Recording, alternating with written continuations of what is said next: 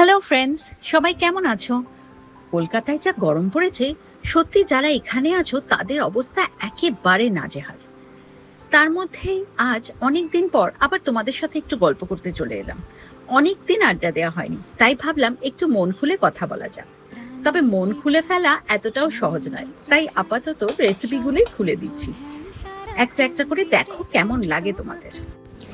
মা বাবা থাকবে আর আমি কিছু স্পেশাল ডিশ বানাবো না, তা কি কখনো হয়? তাই সীমন্তিনীর কিচেনে বেশ কিছু রান্না হয়েছে এ কদিন, তবে এত তাড়াহুড়োর মধ্যে হয়েছে যে শেয়ার করা আর হয়ে ওঠেনি। তার মধ্যে তিনটে ডিশ ছিল সবার খুব প্রিয়: পটল চিংড়ি, ঘুগনি আর মুরগির রসগোল্লা। আজ সেই তিনটের মধ্যে যে রেসিপিটা শেয়ার করব সেটা হলো মুরগির রসগোল্লা। বাকি দুটো খুব কঠিন নয়, মোটামুটি সবাই বানাতে পারবে। আর যদি আলাদা করে পটল চিংড়ি বা ঘুগনির রেসিপি জানতে ইচ্ছে করে, তাহলে আমাকে ইনবক্সে পিন করো, অবশ্যই শেয়ার করে দেবো। মুরগির রসগোল্লা অ্যাকচুয়ালি ঠাকুরবাড়ির একটা খুব পরিচিত রান্না। আমি প্রথমে ফেসবুকে একজনকে রান্নাটা করতে দেখেছিলাম, সেখান থেকে আইডিয়াটা নেয়া। তারপর তার মধ্যে নিজের মতো করে একটু স্পেশাল টাচ অ্যাড করেছি আর কি। সবচেয়ে ভালো ব্যাপার হলো রান্নাটা খুব ইজি আর খুব চটজলদি হয়ে যায়। শুধু আগে থেকে চিকেনটাকে কিছু খুব সামান্য ইনগ্রেডিয়েন্টস দিয়ে ম্যারিনেট করে রাখতে হবে। ম্যারিনেশনের জন্য আমি ব্যবহার করেছি ঘি, এটা হচ্ছে মেইন ইনগ্রেডিয়েন্ট। কুচো পেঁয়াজ, রসুন, কাঁচা লঙ্কা, শুকনো লঙ্কা বাটা, টক দই আর নুন স্বাদ মতো।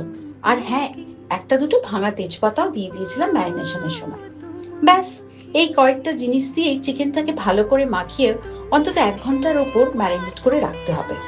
তারপর গ্যাসে কড়াইটা গরম করে ম্যারিনেট করা চিকেনটাকে জাস্ট দিয়ে দিতে হবে, আর কিছুই না। আলাদা করে তেল বা ঘি দেয়া কিংবা গরম মশলা ফোড়ন দেয়া কোনো ঝামেলাই নেই। অরিজিনাল রান্নাটাও ঠিক এভাবেই হয়। এরপর ঢাকা দিয়ে চিকেনটাকে নিজের মতো করে সেদ্ধ আর রান্না হতে দিতে হবে। সত্যি বলতে বিশেষ কিছুই করতে হয়নি, শুধু মাঝে মাঝে ঢাকনা খুলে একটু নেড়ে দিচ্ছিলাম। ফাইনালি ওরা যেমন কাঁচা লঙ্কা অ্যাড করেছিল, আমিও সেটাই করেছি। তবে আমার নিজের একটা ছোট্ট স্পেশাল টাচ ছিল। অন্য একটি পাত্রে সামান্য ঘি গরম করে তার মধ্যে আমি গোটা গরম মশলা আর 2-3টে শুকনো লঙ্কা হালকা ভেজে নিয়ে সেটা চিকেনের ওপর দিয়ে দিয়েছিলাম। আর স্বাদটাকে সুন্দর ব্যালেন্স করার জন্য একটু চিনি আর ওপর থেকে ঘি ছড়িয়ে দিয়েছিলাম। ব্যাস, আর কি, তৈরি হয়ে গেল আমার মুরগির রসগোল্লা। কেমন লাগলো জানিও কিন্তু। খেতে কিন্তু দারুণ হয়েছিল। স্পেশালি বাবা আর মার থেকে যখন আমি একটা দারুণ ফিডব্যাক পেলাম, মনটা আমার এমনি ভালো হয়ে গিয়েছিল। তো আজকে এই পর্যন্তই। টাটা, সবাই খুব ভালো থেকো।